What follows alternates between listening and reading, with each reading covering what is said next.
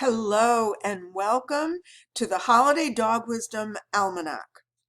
This is going to be a 12 video series with tips to help you get through the holiday season and make it as enjoyable for your dog as it is for yourself. We're going to start with setting up your dog's safe haven.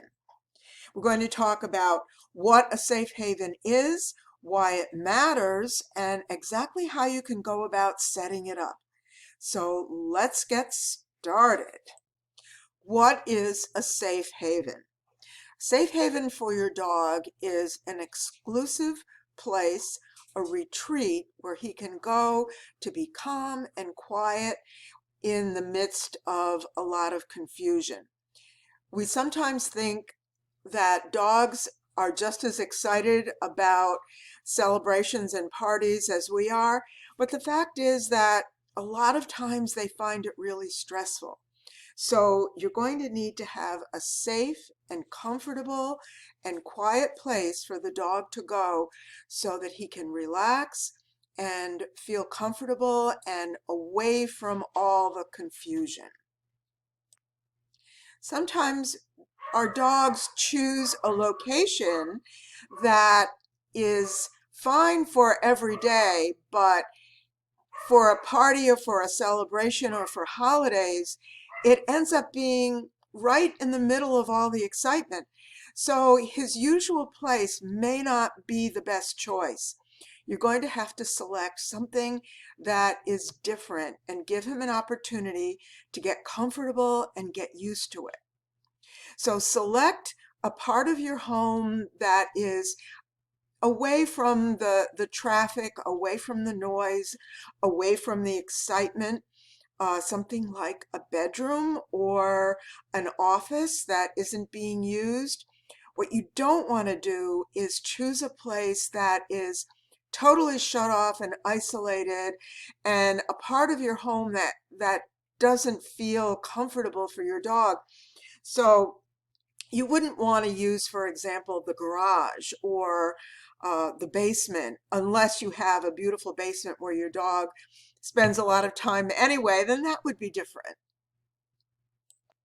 The most important thing about a safe haven is that your dog feels comfortable and feels safe. You may know it's safe, but unless your dog feels safe, it doesn't matter what you think or what you know. So try to picture this little guy that looks totally comfortable and relaxed, and try to create an atmosphere for your dog where you can get your dog to feel the way this cute little guy looks. Make sure it's comfortable, extra bedding, a toy or a collection of toys, something for the dog to chew on, something safe that he can chew on, because chewing can be a form of stress release, and it can be relaxing to dogs because it's just a normal, natural behavior for dogs to chew. So give him a safe toy like a bully stick or an antler for him to chew on. You can also give the dog some kind of a puzzle toy like a Kong or something else. There's a lot of puzzle toys out there where he can entertain himself and figure out how to get at some special treats. So all those things are pretty important. Make sure that the room that you select has a door, but you don't necessarily have to close the door. You might, if you have a lot of company, you might want to think about putting a little sign on the door that says, do not disturb the dog, something like that. You want to just make sure that your dog knows that this is a place where he can go to get away from a high stress environment in his terms, not necessarily in yours. So it's all about how the dog perceives things. And your dog may not be thinking of holiday celebrations with the same kind of anticipation that you feel. He may be a little confused by it. He may wonder why so many strangers are in his house. Later on in future videos, we're going to talk more about how guests in your home interact with your dog and some of the things you might want to keep in control.